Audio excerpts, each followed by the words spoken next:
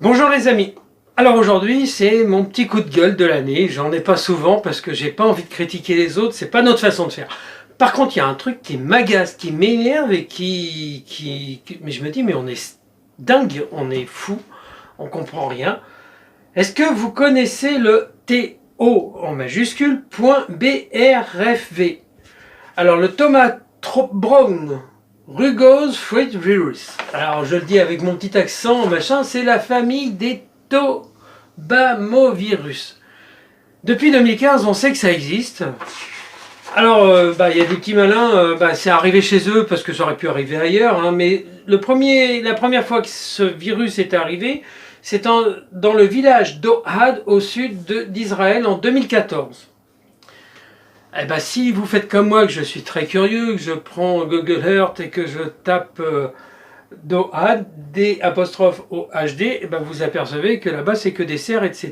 Donc c'est de l'hyperculture. C'est un virus émergent depuis les années 2014-2015 qui traverse le monde entier. Les États-Unis ont pris des mesures, l'Allemagne aussi, et puis dans tout le reste du monde ça circule. Alors c'est arrivé en Chine, c'est arrivé au Mexique, ça arrive de partout, de partout, de partout. Qu'est-ce que c'est que ce virus ? C'est un virus qui tue tout simplement, qui fait pourrir les poivrons, les tomates surtout, les piments, qu'est-ce que j'ai marqué d'autre? Parce que les aubergines, les pétunias, le tabac et certaines plantes sauvages. Il n'y a aucun traitement sur cette maladie.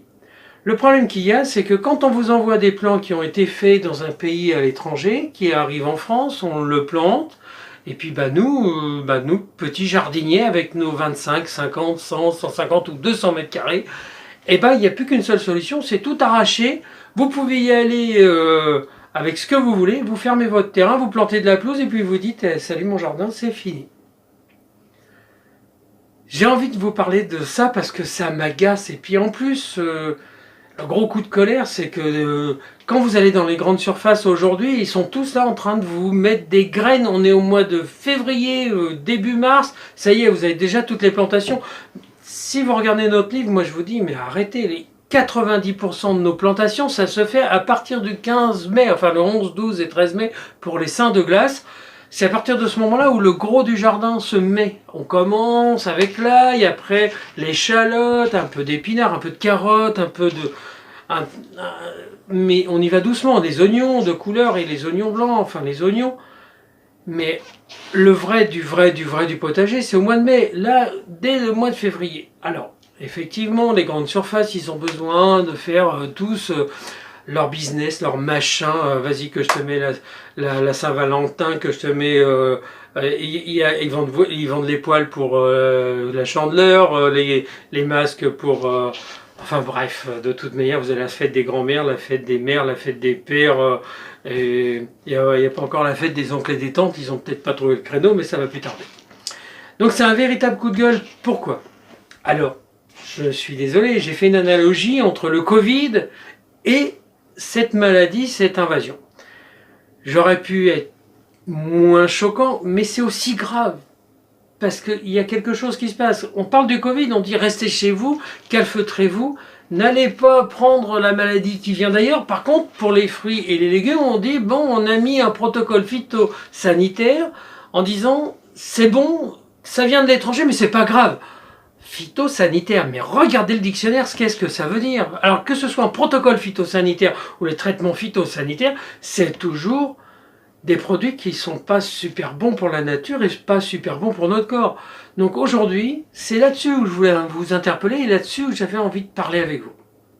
Rassurez-vous, il n'y a pas de souci pour l'homme. Vous pouvez être en contact avec la maladie, vous pouvez couper le légume en deux, vous pouvez le manger, il vous arrivera rien. Par contre, et c'est là-dessus où il y a 3 problèmes importants qu'il faut vraiment comprendre. Le premier, si vous avez le virus, c'est comme un vide sanitaire, hein, c'est-à-dire que tabula rasa, comme ils disent certains, où on brûle tout, on crame tout, il n'y a plus de jardin et vous n'en aurez plus de jardin et vous n'êtes pas prêt d'en avoir un.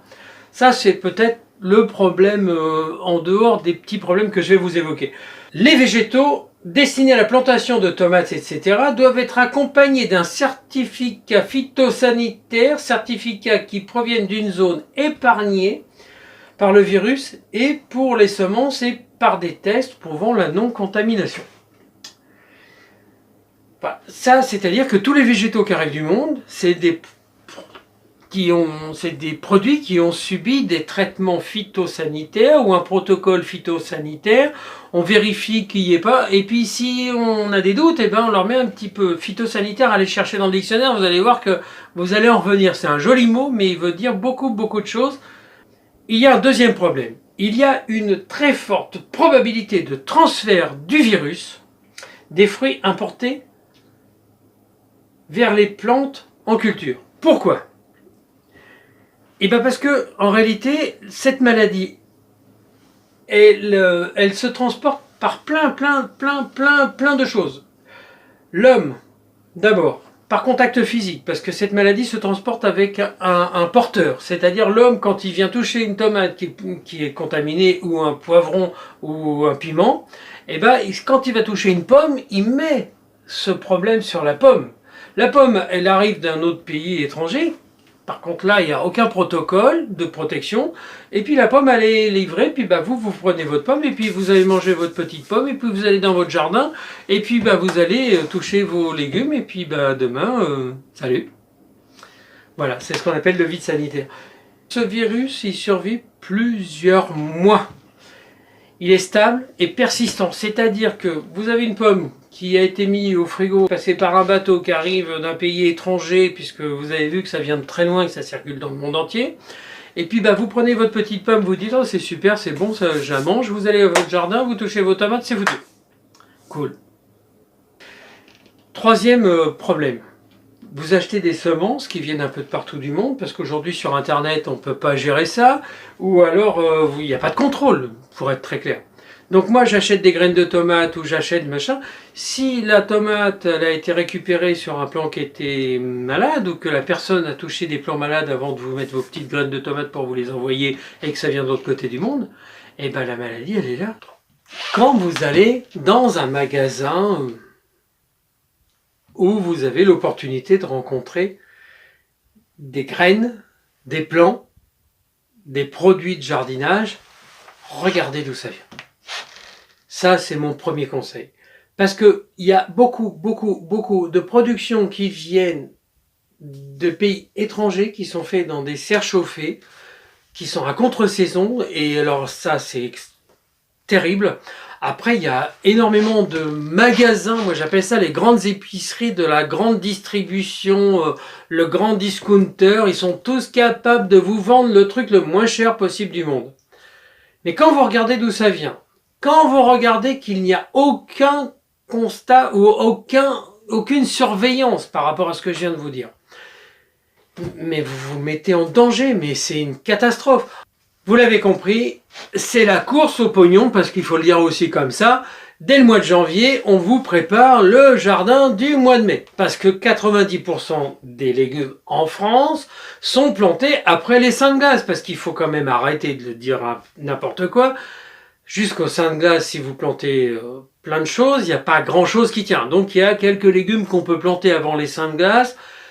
Si vous regardez nos vidéos, vous êtes tout à fait informés. Mais on est le 21 mars aujourd'hui, on est le jour du printemps, c'est le début de la saison de la préparation du potager. On n'est pas en train d'acheter les plants du mois de mai, du machin. Je suis concerné de voir ça, et en plus vous pouvez acheter sur internet des graines, des machins qui sont pas certifiés, qui viennent de l'autre côté du monde. Vous mettez en danger nos potagers, et puis vous nous mettez en danger, parce que si vous, demain, dans votre petit potager, vous récupérez cette connerie de virus, et vous allez communiquer à votre voisin, puisque ce sont des transports, ils ont besoin de transporteurs pour vivre. Mais pas que vous, ça peut être les oiseaux, les abeilles, les insectes. Donc, arrêtez ça, arrêtez ça. On n'arrête pas de nous dire, confinement. Mais par contre, pour le légume, il n'y a pas de souci. Pas de souci. Alors là, tu y vas, tu viens, ça vient de l'autre côté du monde. Alors, quand vous allez aller dans les grandes surfaces, déjà vous allez regarder ce qu'ils vous vendent. Vous allez éviter les produits F1, les machins, tous les trucs qui sont traficotés, parce que vous êtes sûr et certain que vous ne pourrez pas récupérer les graines. Et puis après, bah, quand vous allez avoir des plants, vous allez demander au petit gars qui est là en face de vous, qui vous vend ses plants, vous allez dire, mais ça vient d'où? Parce que je regardais dernièrement, moi je vois pas la destination d'origine du produit qui est vendu. Alors c'est peut-être une défaillance du vendeur, je ne sais pas, mais en attendant, je me dis quand même, quelle est la solution pour arrêter de partir dans cette folie? Parce que là, j'en ai vraiment, moi ça m'exaspère.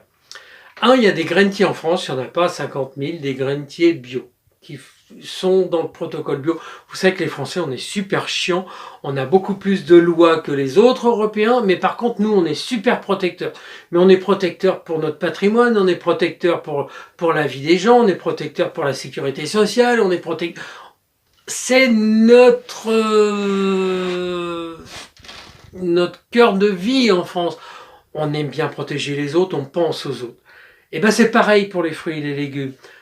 Arrêtez d'acheter des fruits et des légumes qui viennent de l'étranger, qui ne sont pas certifiés. Et puis de toute manière, dès qu'ils sont certifiés parce qu'ils sont passés les contraintes phytosanitaires, ils ont été traités. Donc arrêtez de bouffer. Je vous le laisse, ça commence par un M et il y a 4 lettres derrière. Arrêtez. Maintenant c'est pareil pour les fruits, les légumes, c'est pareil pour les plants, c'est pareil pour les graines. Il y a une solution qui est toute simple. Nous, on a la chance d'avoir un maraîcher bio, il est à 600 mètres à vol d'oiseau. Donc, n'allez pas chercher midi à 14h, comme on dit.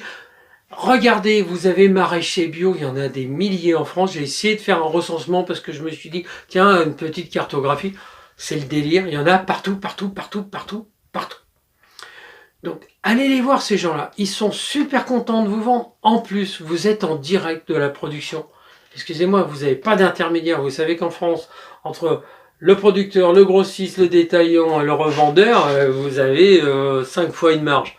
Et là, vous avez le petit producteur local, direct. Vous gagnez des sous, c'est moins cher.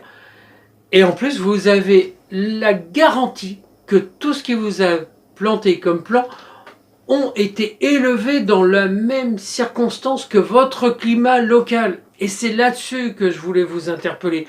Parce qu'arrêtez d'acheter des trucs qui viennent de l'autre côté du monde. Arrêtez d'acheter des graines dont on ne sait pas. Arrêtez d'acheter des fruits qui viennent de l'autre côté du monde. Alors, on va prendre la même réaction qu'avec le Covid. On se referme sur nous. On reste franco-français. Pour l'occasion, ça ne sera pas une mauvaise chose.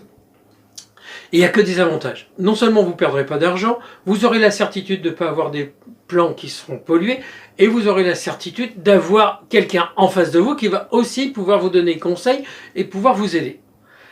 Voilà. Alors, le plus triste de tout ça, c'est que quand je regarde Internet, mais je vois, alors là, excusez-moi, hein, les gars, vous faites ce que vous voulez, mais alors moi, gloire pognon et gloire à la grande discounter parce que ça fait machin. Arrêtez. On n'est pas là pour dire n'importe quoi sur Internet, on est là pour avoir une relation. Internet, c'est un partage. C'est pas la course au pognon, c'est pas moi je suis le plus fort, j'ai fait le plus de vues, j'ai fait le plus de machin. Tout ça, moi, ça m'énerve, ça m'agace. Alors, ça fait un bout de temps que je remine. Sandrine me disait, non, tu dis rien, machin. Eh ben oui, eh ben voilà. Aujourd'hui, je vous le dis. Eh ben, les gars, arrêtez de raconter des conneries. La conclusion. Est-ce que vous êtes capable de faire Paris-Nice avec une voiture en roulant à une moyenne de 200 km/h? Moi, je vous fais le pari que vous pouvez essayer, que vous n'arriverez pas au bout. Eh ben, on est exactement en train de faire la même chose. On se dit, vas-y, Jean-Jean, on prend la bagnole, on part de Paris, on va à Nice, il y a 1200 bornes, dans 12 heures, même pas dans 12 heures, dans 6 heures on y est. Eh ben, essayez de le faire. Eh ben, c'est exactement la même chose que j'ai comme sensation quand je vois toutes ces conneries qui se passent. Que ce soit sur YouTube, que ce soit sur Internet, que ce soit dans les magasins. Et là, je suis inquiet. Parce qu'on a le Covid, mais on en a d'autres des maladies, et puis il y en aura d'autres à venir. Et on a eu d'autres avant. Et là, on dit, on s'en fout.